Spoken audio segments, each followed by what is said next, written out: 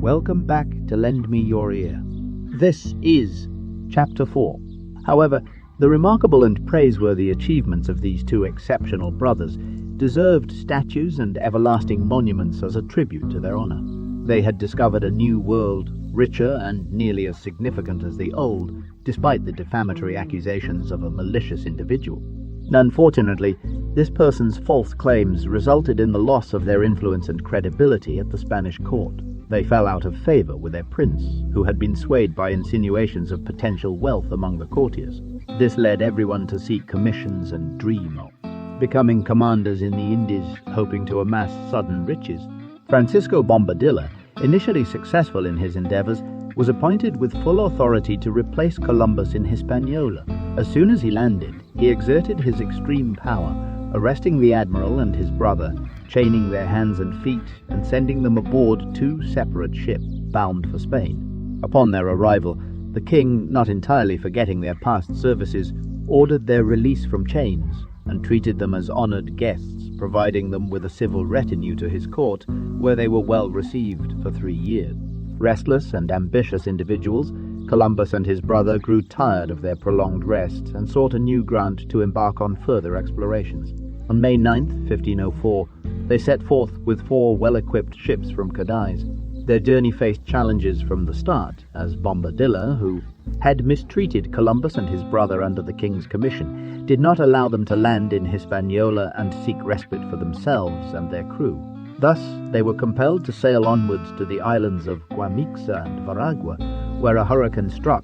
2 of their vessels sank, while the other 2 managed to stay afloat, but suffered severe damage and leaks, taking on a significant amount of water. They decided to seek refuge in Jamaica. Upon their arrival in Jamaica, after a long and tumultuous voyage that had left many of their crew sick and worn out, Columbus faced further hardships. Francisco Porrecio, one of his key commanders, rebelled and deserted him, taking a group of sailors with him to Hispaniola. Observing this, the locals in Jamaica decided to starve Columbus and his remaining crew, denying them access to water and provisions. However, Columbus devised a clever plan to avert disaster. He claimed to be the offspring of the moon and warned the islanders that if they refused to provide him with what he needed, the moon, in defense of her son, would punish them by ruining their crops and harvests. He predicted that they would witness a sign of the moon rising red and gradually losing a significant portion of its light. As fate would have it, an eclipse occurred just as he had foreseen. Unaware of the scientific explanation, the islanders, fearing the consequences, promptly supplied Columbus and his crew with all the necessities they required. However, Porrecio, unable to withstand the sea with his small boats, decided to surprise one of the ships anchored before Jamaica. Yet Columbus anticipated his move and intercepted him upon his return, engaging in a heated conflict and ultimately making him his prisoner. However, his misfortune did not end there. The vessels he fought against soon sank, and there were no ships in Jamaica available to transport him elsewhere. Finally, he struck a deal with some Indian fishermen to carry Didaco Mendoza to St. Dominica, where he could hire 2 vessels to take him back to Spain. This plan was successful, and he arrived safely in Spain. After refreshing himself at the Spanish court following his long and unfortunate voyage, he fell ill and passed away on May 8, 1506. Meanwhile, the situation in Hispaniola became more chaotic. Bombadilla, in alliance with Aximenes, aimed to accumulate an enormous treasure of gold, even at the immense oppression of the native population. When King Ferdinand received information about this, he dispatched Nicholas Orlando with a fleet of 30 ships to Hispaniola. Orlando was appointed as the viceroy and arrived at Hispaniola 40 days later. Upon their arrival, Bombadilla and Aximenes fled, leaving behind a vast treasure amounting to 1 million ducats. This treasure, guarded by 400 Spaniards on 24 ships, was sent to Spain. Unfortunately, all the ships were swallowed by the ocean, and to this day their exact location remains unknown. Section 4. Pietro Alfonso Nigno his voyage. Pietro Nigno, encouraged by some of those who had accompanied Columbus to the Pearl Islands, financed the outfitting of a ship at his own expense. His commission specifically instructed him not to approach any coast within 50 leagues of any place previously discovered by Columbus. However, he paid little attention to his orders and sailed into the harbor of Curiana. There he engaged in trading shells, needles, glass, and similar trinkets for an abundance of pearls, which the islanders brought aboard his ship. Since he only had a crew of 30 men, he did not dare to venture ashore. This bartering trade continued for 20 days, with Orient pearls exchanged for various toys. Eventually, realizing that the islanders were friendly and hospitable, Nigno decided to disembark. He was welcomed into huts made of wood and covered with palm leaves. Outside their doors, there were large mounds of oyster shells, with the fish consumed and the pearls used as ornaments. Their usual food consisted of rabbits, hares, pheasants, pigeons, geese, ducks, deer, and wild boars. They made bread from tree roots. Additionally, Curiana was rich in dense and shaded forests, which echoed with the cries and roars of wild animals at night. Although these beasts were terrifyingly fierce and voracious, the natives fearlessly ventured into the thickest parts armed only with bows and arrows. The inhabitants had a tawny complexion, long and curly hair, and they kept their teeth white by continuously holding an herb between their lips. The women carried out agricultural tasks such as ploughing and sowing, while the men served as warriors during times of conflict. In peacetime, they engaged in hunting and dancing. They held annual fairs where they gathered from all parts of the country to trade and barter their goods. Kaushita located 6 days' sail westward from Curiana. Nigno then directed his course to that place and dropped anchor there on the 1st of October, 1500. The inhabitants came aboard without any hesitation or fear, bringing with them gold, civet cats, parrots, and cotton for trade. Although these people were civil, they were extremely protective of their wives. When a Spanish man approached one of the women and got too close, her husband would quickly intervene and seem to forbid any further advances. Continuing along the coast to another island, Nigno encountered natives, who were much wilder and more savage. A group of 2,000 well-armed individuals stood ready to intercept their landing, prompting Nigno to make a swift decision to turn back and return to Curiana. While on his way not far from there, Nigno encountered 18 boats belonging to cannibals who had recently kidnapped people.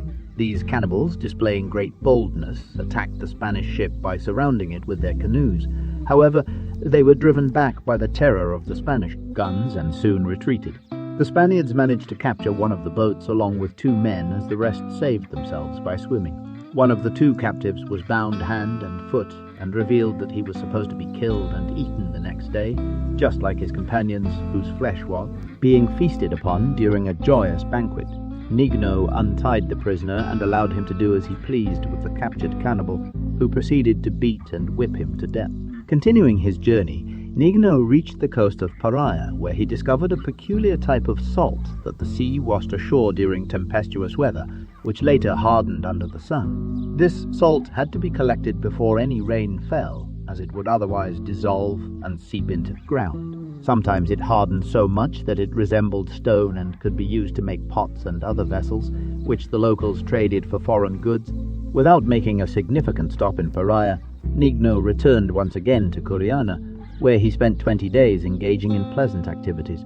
He lodged in the house of a nobleman who had a cannibal's head fixed at his door as a trophy of victory.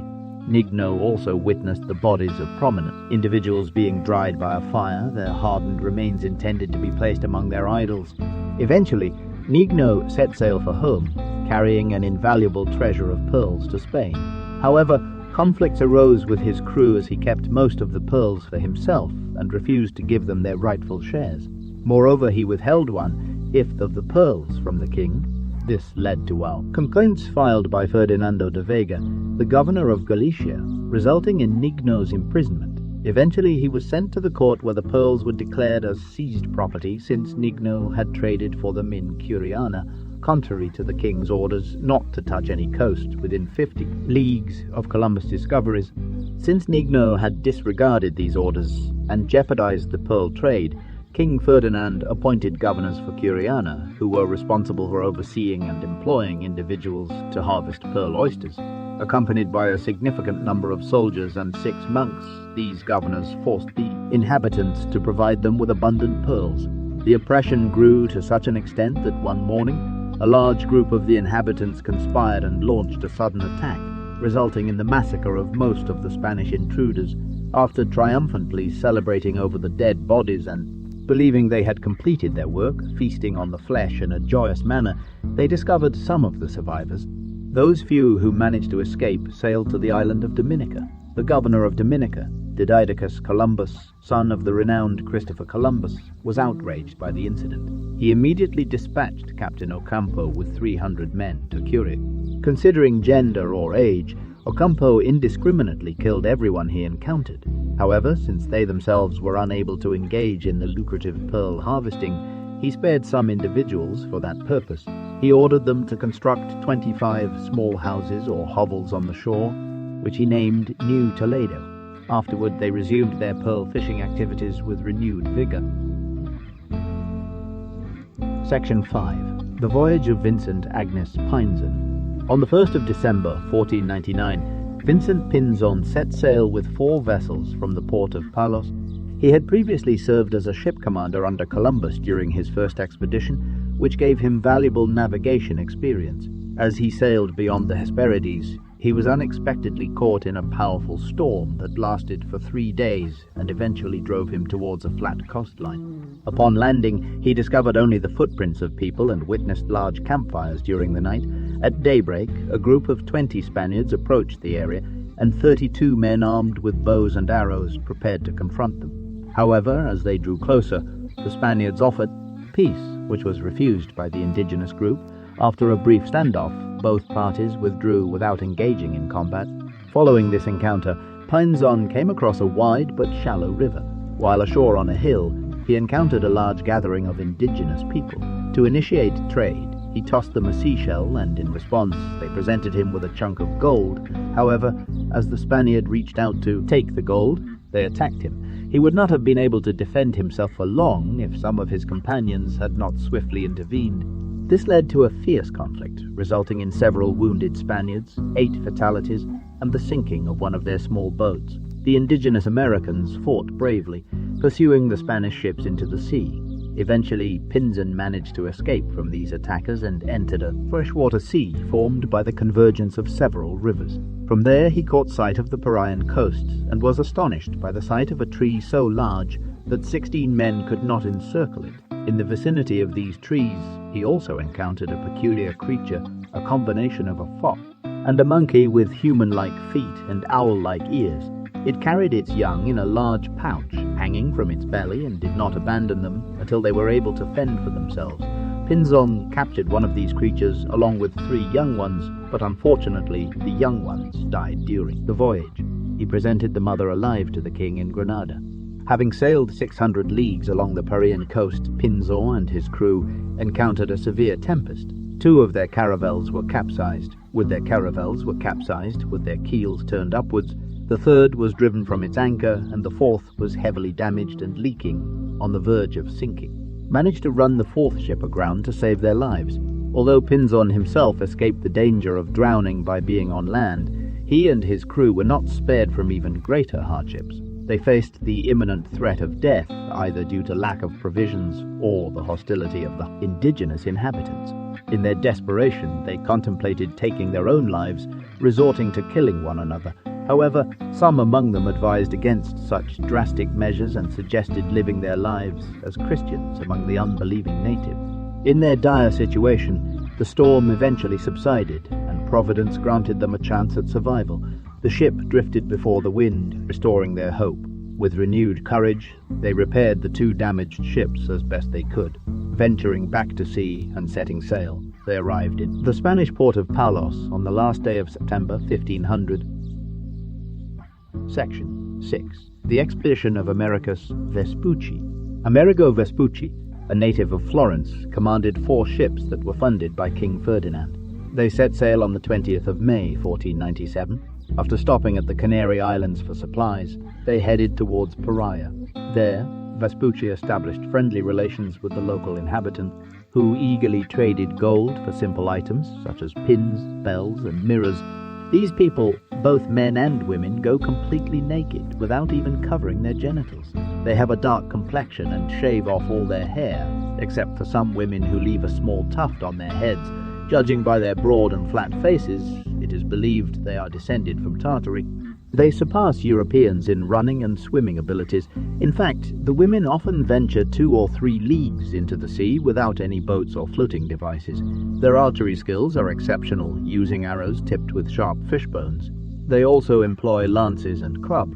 Women participate in wars and serve as carriers for ammunition and other necessities, often shouldering a burden that would require 3 Spaniards to lift from the ground. They do not recognize any commander or superior authority in matters of war or government. They maintain long-standing feuds with neighboring tribes, fueled by ancient grievances and the memory of relatives slain in past battles. Fresh animosities arise from losses in recent conflicts. Their language is smooth and pleasant, spoken with a lisp and distinct from neighboring nations. When eating, they sit on the ground, and for sleeping, they use hammocks tied to posts. They hang fishnets, baskets, and calabashes over the hammocks and kindle fires beneath them. For personal needs, they find a secluded spot, although women do not consider it immodest to urinate in the presence of strangers. They practice polygamy, with each man taking as many wives as he desires, with the marital bonds being easily dissolved at will. Women also have the freedom to dismiss their husbands if they become displeased. They give birth with little or no pain and immediately wash their newborns in a river before returning to their usual task. When angered by their husbands, they seek revenge by poisoning their children. Their houses are built like clock towers, with roofs raised on 4 pillars resembling a bell and covered with palm leaves. Some of these houses are so large that they can accommodate 600 people. Every 7th or 8th year they relocate as they believe that the air becomes contaminated by prolonged habitation in one place. Their wealth is measured in feathers of various colors, strings of fish bones adorned with green and white beads, which they wear on their heads, arms, legs, ears, and cheeks. They do not attach much value to gold and pearls. As for trade and commerce, they have no knowledge of trade and commerce with other people. Their closest form of friendship is exchanging their daughters or wives with each other. When someone dies, they bury the person in damp soil and place food and drink in the graves. If a person becomes extremely weak due to lingering illness, they take the sick individual to a nearby forest and place them in a silk hammock between 2 trees. They dance around the person all day, leaving bread and water for 4 days, and then they leave, never checking on them again. Those neglected in this manner rarely survive, but if someone does recover, their relatives thereafter treat them as a god. When someone falls ill with a fever, their friends immediately bathe them in cold water and then place them in front of a large fire. They drive the person before them until they are almost breathless, and finally they put them to bed. They do not bleed from the arms or feet, but from the sides and calves of their legs. They sometimes fast for 4 consecutive days, believing it to be a great means of preserving their health. Fruit called jucha, chambi, or igne. Lastly, they devour their captured enemies with a voracious eagerness that surpasses even that of a lion consuming its prey. After gathering sufficient information about the location of Paria, Vespucci weighed anchor and on the 6th day entered a suitable harbor. Upon going ashore, he discovered 20 houses built on tall posts in the middle of a lake. Each house had a drawbridge connecting them. Inhabitants saw the Spaniards. They immediately raised their drawbridges. However, a group of 12 small canoes approached the Spanish ships, although they were too afraid to come aboard. Instead, they quickly returned to a high mountain, signaling their intention to come back. And indeed, they did return, bringing 16 young women with them. 4 of the women were placed in a Spanish boat, while the others rowed between the ships, displaying friendly gestures. Suddenly, a group of elderly women rushed to the shore, tore their hair, and made loud cries of sorrow. This caused the 4 Indian women to leap overboard, and the men in their boats shot numerous arrows at the ships. Some of them even swam underwater, attempting to sink the small boats attached to the ships. In response to this sudden attack, the Spaniards used their guns to reduce the number of assailants, causing them to flee to the shore. However, 5 of them were captured and taken as prisoners aboard the ships. Observing the treacherous behavior of these barbarous natives, Vespucci deemed it inappropriate to stay any longer among them. He decided to weigh anchor and sail 80 leagues along the coast until he reached another suitable harbor. The shore was teeming with people who suddenly ran away and hid in a nearby forest. Upon landing, the Spaniards were astonished to find snakes and serpents roasting before a fire in the hut. One snake had wings, while another had its mouth tied shut with a rope giving them a frightening appearance. The Spaniards left various trinkets in order to entice the native people to engage with them. Their plan proved successful as the Americans came aboard the next day without fear and offered to show their hospitable kindness if the Spaniards were willing to travel 3 days' journey with them up. The Spaniards informed the natives that they had only erected temporary huts by the seaside while they fished in that area.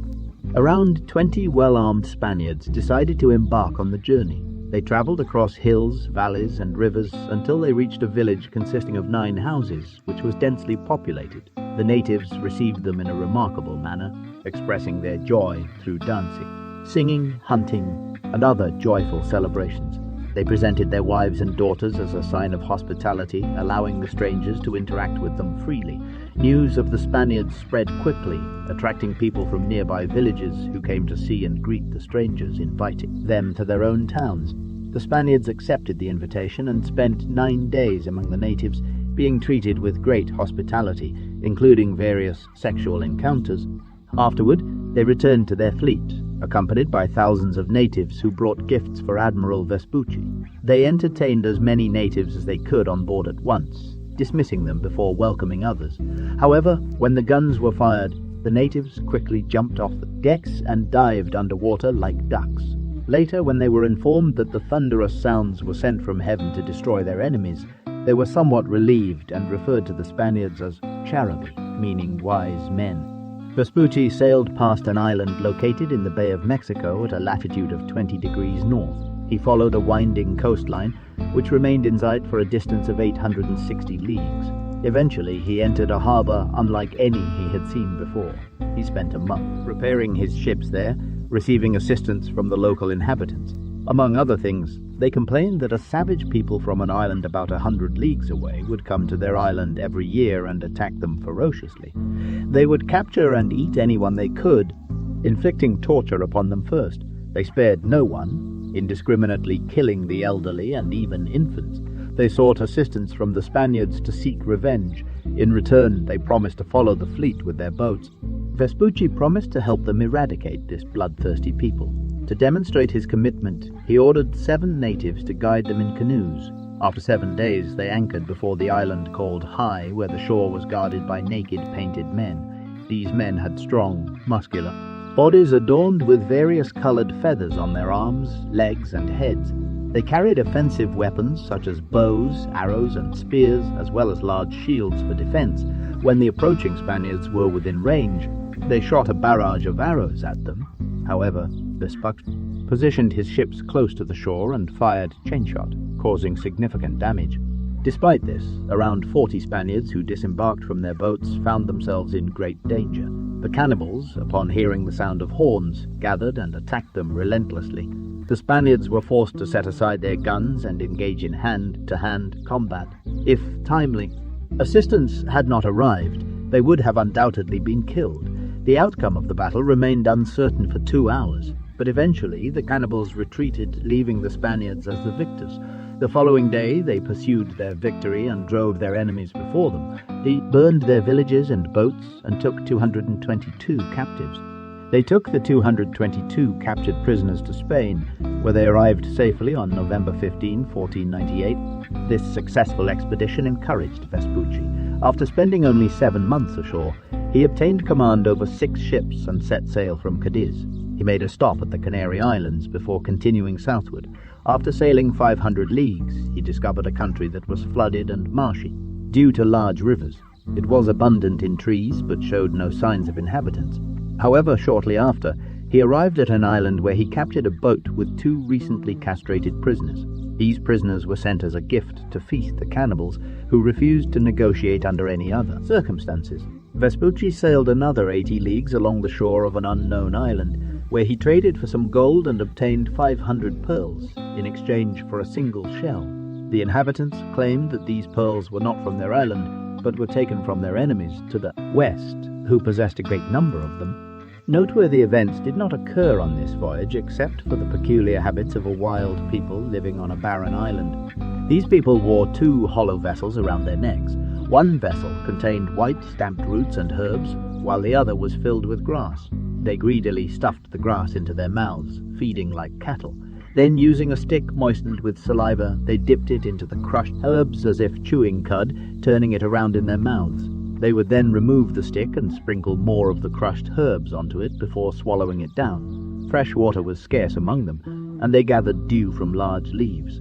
They lived under big trees and ate dried fish. They had no houses. The next notable observation during this voyage was the discovery of an island not far from the previous one, where Vespucci found the footprints of a gigantic people. 9 Spaniards ventured a league inland to explore the area and came across 5 large huts in a spacious valley.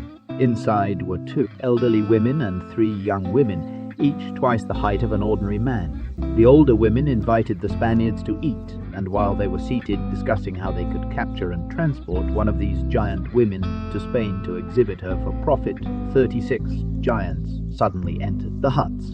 The sight of these giants was terrifying, causing the Spaniards' hair to stand on end with fear. Each giant was armed with a bow and arrows, as well as a club.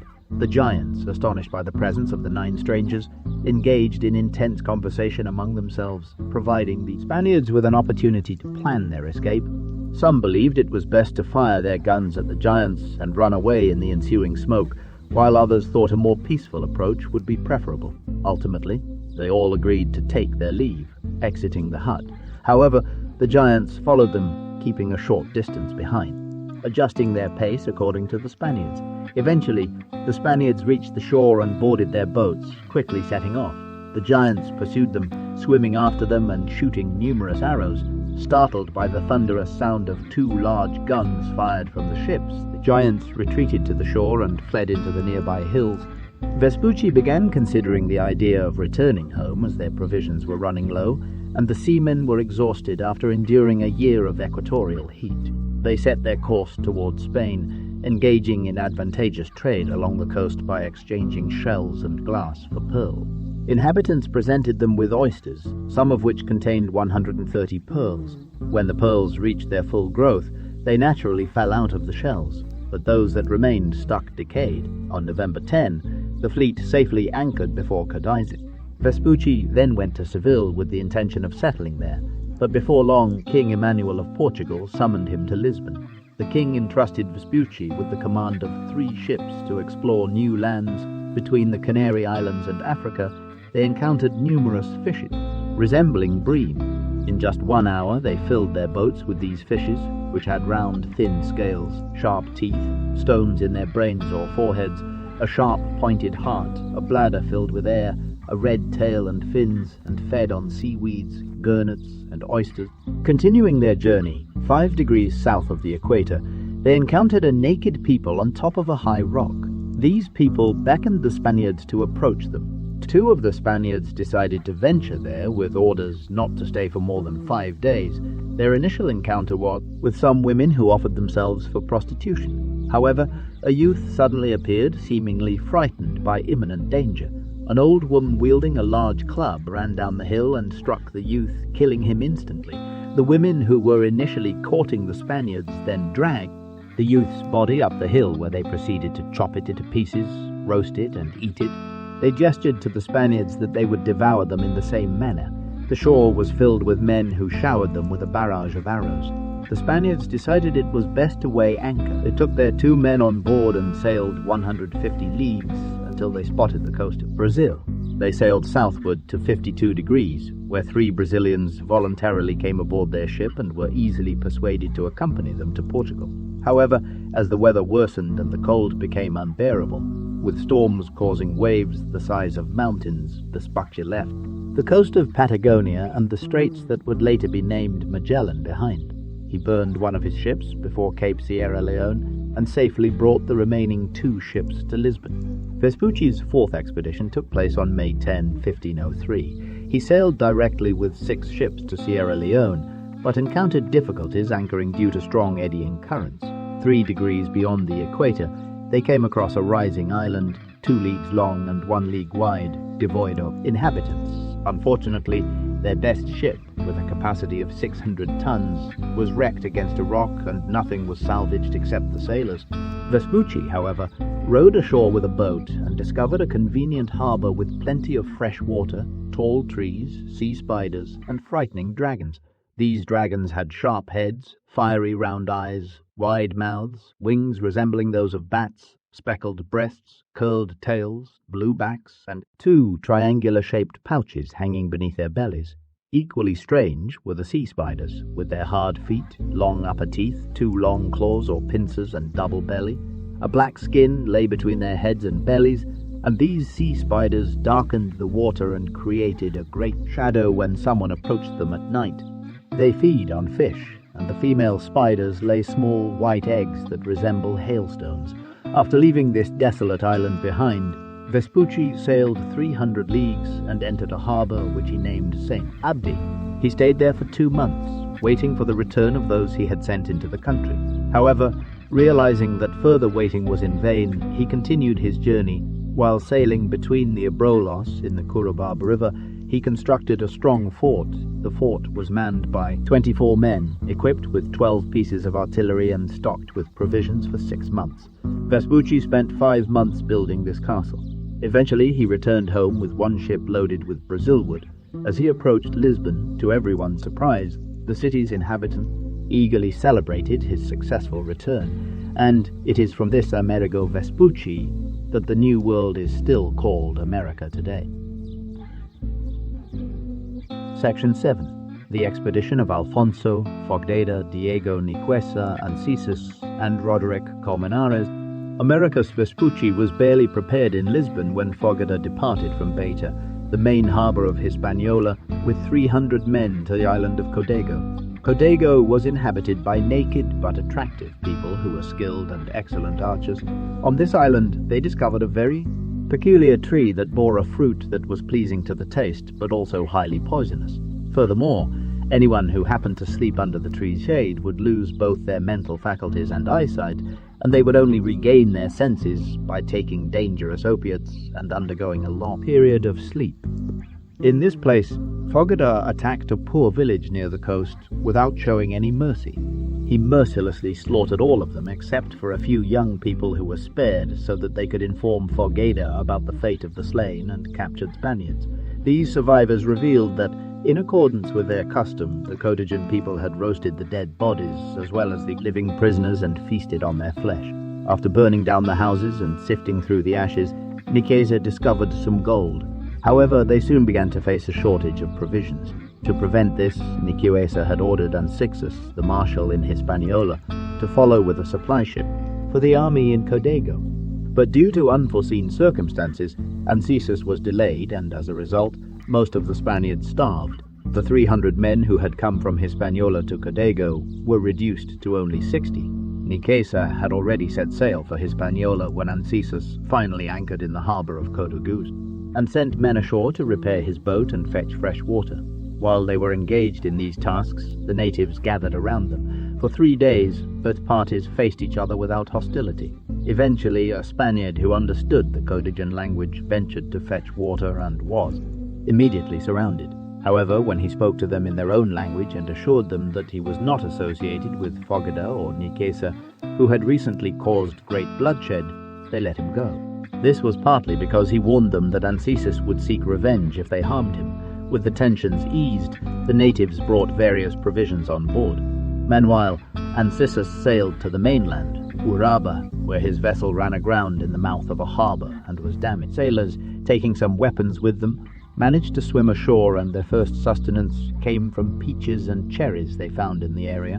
They would have surely starved if they had not come across wild swine while searching for fruits in the woods.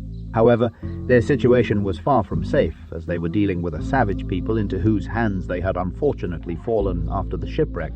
Despite the unfavourable circumstances, Ancísas maintained a determined demeanour and led 100 men inland. However, they were ambushed by some of the Urubanas, who wounded several of Ancísas's men with their arrows.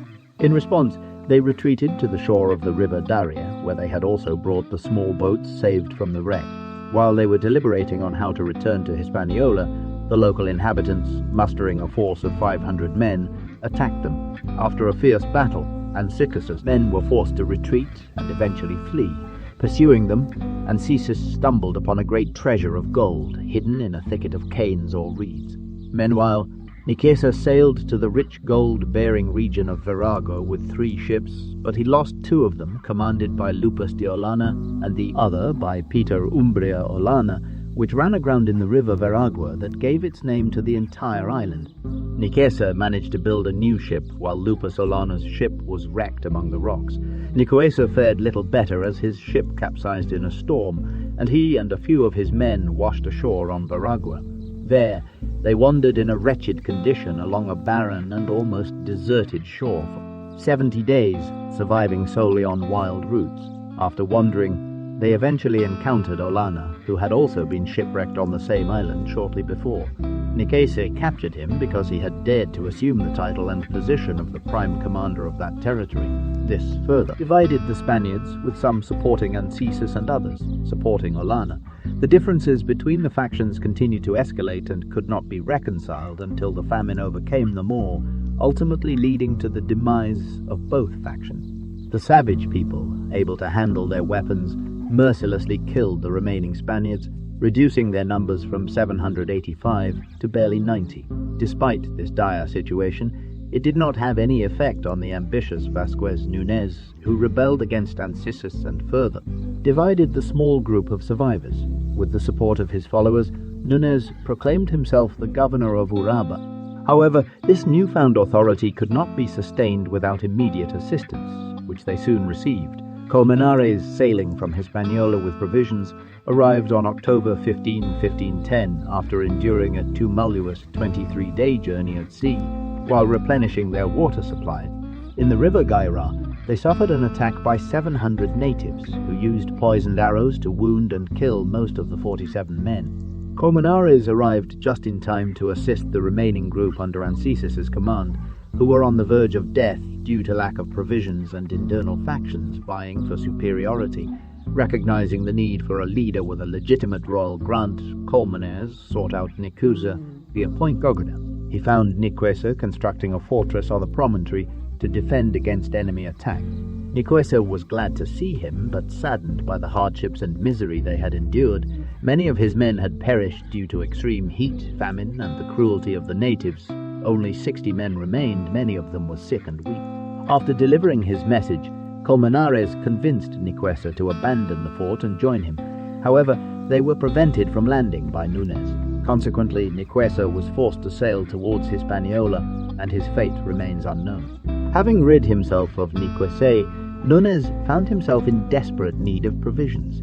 He decided to disregard any distinctions between Spaniards and natives and pursued his own ambitions. He first attacked Querétaro, the king of Coita, capturing him as a prisoner and plundering his treasure and provisions. However, this did not provide a long-lasting solution. Shortly after, when King Poncha invaded Carreta's territory, Nunez took advantage of the situation. Pretending to assist Carreta, he used his well-equipped forces to attack Poncha, who fled, leaving everything to the mercy of his enemies. The news of Nunez's victories frightened Camogris, another king who offered peace. Nunez accepted the offer and was warmly welcomed into Camogris' palace, a magnificent structure measuring 150 paces in length and 80 paces in width. The roofs were vaulted. The cellars were stocked with wine made from the roots of jucca, ages, and maíz. The private chamber was adorned with mummified bodies of Camogris' ancestors and other royal relatives. These bodies, preserved with Lent fires, had been deceased for at least 400 years. Each body, dressed in cotton garments richly adorned with pearls and gold, was tied with reed-made cords. However, a violent hurricane accompanied by thunder, lightning, and fierce gusts struck the region, causing the sea to overflow and drown the entire plain. This natural disaster resulted in the loss of the anticipated bountiful harvest, leading to a severe famine. The Spaniards, who had set up camp near the River Daria in Uraba, witnessed this devastation and realized that they would receive no assistance from Hispaniola. With no provisions and faced with famine, they found themselves in a precarious situation. The Spaniards had already looted the neighboring kings, leaving them with nothing. Nunez led his troops 30 leagues up the river, plundering the village of King Daibayaba, where they found an invaluable amount of gold but little provisions. They also encountered large bats, known as putermice that were bigger than turtle doves and had a deadly bite, which could only be neutralized by immediately washing the wound with salt water, as informed by the prisoners. While Nunes pillaged Uraba towards the south, Colmenares also set up his own operations. With 60 men, he rowed against the current up the river Daria for over 12 leagues. In various villages, hamlets, and at King Turvi's palace, they found abundant provisions and gold. From there, marched to the powerful province of Abenanchi, which eventually surrendered after putting up some resistance. The neighboring king, Abibebeba, narrowly escaped a similar fate. His palace was constructed on top of trees, interconnected with planks and timber beams to avoid flooding from rivers that frequently overload due to heavy rainfall from the mountains. The elevated structures also protected them from raids and allowed them to defend themselves against attacks, as they were out of reach of Indian arrows. The tree trunks supporting the houses were about 24 fathoms thick, making them difficult to cut down or set on fire. However, Colmenares devised a plan to breach these seemingly impregnable forts. He constructed a gallery with large hurdles and instructed his men to use axes on the tree supporting Abibebab's house. Faced with imminent danger and surprised by this unconventional form of attack, Abibeba descended from his perch and promised to provide gold from the neighboring mountains, even though it would endanger his life, as the cannibals often killed those who ventured into the mines. Colmenares agreed to the promise and released him. However, instead of fulfilling his pledge, Abibeba instigated and joined forces with the other conquered kings to destroy Colmenares and his men. They secretly gathered a force of 5,000 at the village of Tirichi, the designated rendezvous point. If not for a fortunate incident, their plan would have succeeded. Nunes had a particularly beautiful slave woman whom he was enamored with, and she appeared to reciprocate his affection. She disclosed a secret to Nunes, which her brother had shared with her, a planned massacre scheduled for the following night, allowing her to escape the day before.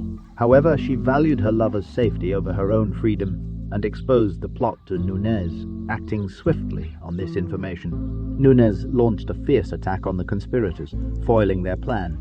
Despite this, the feuds and conflicts for superiority persisted among them, posing a significant threat to their downfall.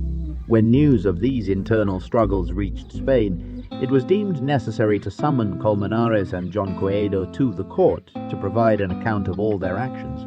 While traveling aboard a small vessel, they were caught in a storm and driven onto the coast of Cuba. From a prisoner that Valdivia and Zamudio, who had been shipwrecked and unable to defend themselves, had been captured. The natives were killed and eaten by the Spaniards. Fogada, who was stranded and faced hunger and hardships along the coast, lost most of his people. He managed to reach Hispaniola with great difficulty, but died soon after landing from a wound inflicted by a poisonous arrow near the river Darien. On the other hand, Ancisas had a much happier experience. Shortly after Fogada's arrival in Cuba, Ancisas encountered a king who willingly converted to Christianity and took the name Commendator. The king built a church dedicated to the Virgin Mary and placed a clay statue resembling a woman. Inside, the statue was dressed in a cotton garment, and pots with food and water were placed around it, following their old idolatrous customs. They believed that their idols would consume the souls of the dead, and even as Christians, they maintained this belief. Moreover, when the king went to war, he carried the statue of the Virgin Mary at the front of his army, frequently uttering Ave Maria. This marked the end of that particular voyage. However, Ancisas later filed a complaint against Vasquez Nunes in the Spanish court, where he received an unfavorable verdict. Colmenares and Quequedo also had an audience there, and once the matters were resolved, a stable government was established in Uraba. Please stay tuned for Chapter 5.